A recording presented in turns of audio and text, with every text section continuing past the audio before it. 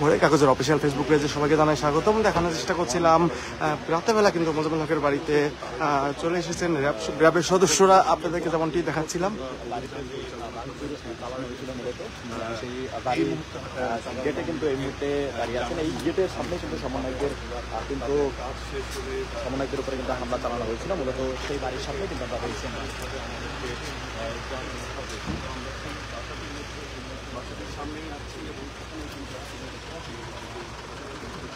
এবং আমরা যেমনটি দেখেছিলাম যে প্রায় এখন মাঝে 11টা পার হয়ে গিয়েছে। রাতের বেলা কিন্তু র্যাবের সদস্যরা কিন্তু মোজাম্মেল হকের যে বাড়িটি রয়েছেন, অর্থাৎ ধীরাশ্রম যে বাড়িতে রয়েছেন সে বাড়িতে কিন্তু পরিদর্শন হয়েছেন, যেমনটি আপনাদের দেখাচ্ছিলাম।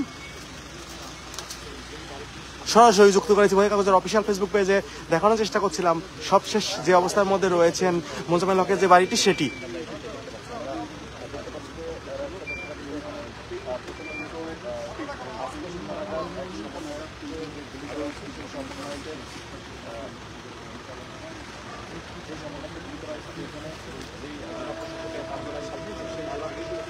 কার্যালয়ের সামনে কিন্তু মূলত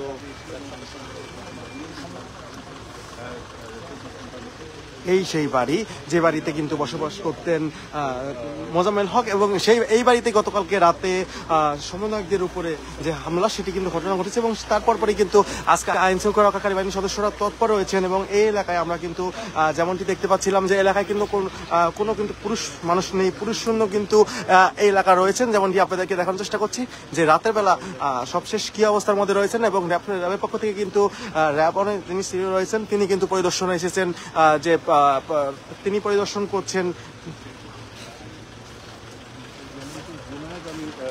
এবং এলাকা কিন্তু এক কথায় বলতে গেলে পুরুষ শূন্য।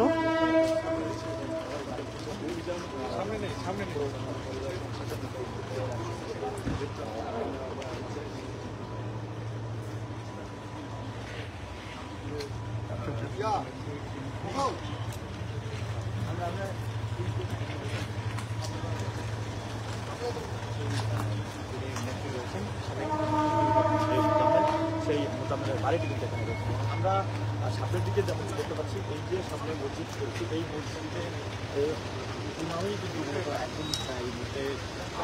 গতকালকে এই মসজিদেই কিন্তু মাইকিং করে কিন্তু করেছিলেন, এবং আজকে কিন্তু এই মসজিদের নামাজের কার্যক্রম যেটি সেটিও কিন্তু বন্ধ রয়েছেন। এবং পুরুষ শূন্য বলতে গেলে, এক কথায় বলতে গেলে পুরুষ শূন্য এই গ্রাম। কিন্তু আমরা তারপরেও কিন্তু যেমনটি জেনেছি সন্ধ্যার পরপরই ছাত্রলীগের পক্ষ থেকে কিন্তু এক সমন্বয়কের উপরে গুলি করা হয়েছে, যেমনটি কিন্তু আমরা আপনাদেরকে দেখানোর চেষ্টা করেছিলাম, এবং তাকে বর্তমান পঙ্গু হাসপাতালে ভর্তি করা হয়েছে।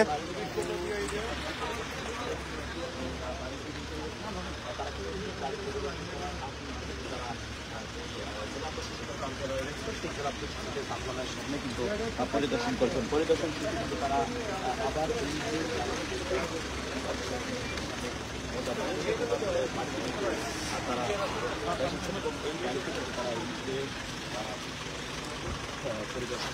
গতকালকে এই বাড়িতেই কিন্তু শিক্ষার্থীদের উপর হামলা করা হয় বাড়ি থেকে, এবং বাড়ির আশেপাশে যারা রয়েছেন তারা কিন্তু হামলা করে। এবং আজকে ও কিন্তু সন্ধ্যার পর অর্থাৎ 6:30টার দিকে বৈষম্যবিরোধী ছাত্র আন্দোলনের এক কর্মীর উপরে কিন্তু গুলি চালানো হয়, এবং সবকিছু বলতে গেলে এক প্রকারে থমথমে পরিবেশ বিরাজ করছে গাজীপুর এলাকায়। আমরা যেমনটি সকাল থেকে আপনাদেরকে দেখানোর চেষ্টা করছিলাম যে সবশেষ কি অবস্থার মধ্যে রয়েছেন যে গাজীপুরের যে অবস্থানটি সেটি, এবং আপনাদেরকে দেখানোর চেষ্টা করছি এই মুহূর্তে তালাবদ্ধ রয়েছেন গাজীপুরের এই বাড়িটি, তালাবদ্ধ অবস্থায় রাখা হয়েছে যেমনটি আপনাদের দেখাচ্ছিলাম।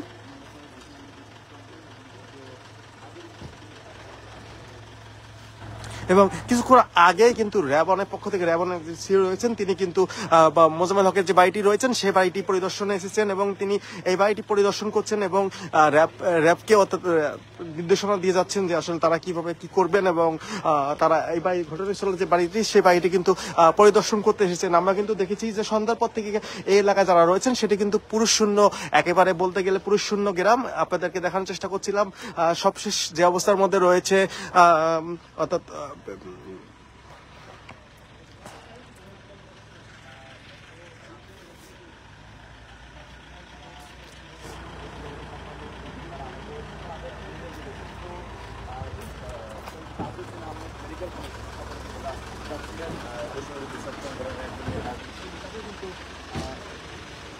সেই যে জেলা প্রশাসকের কার্যালয় রয়েছে সেই জেলা প্রশাসকের কার্যালয়ের সামনে কিন্তু গুলিবিদ্ধ করা হয় এমনকি কিন্তু তথ্য আমরা জানতে পেরেছি এবং সর্বশেষ আমরা তাকে কিন্তু এই মধ্যে যে পঙ্গু হাসপাতাল রয়েছে ঢাকা সেখানে কিন্তু তাকে নিয়ে যাওয়া হয়।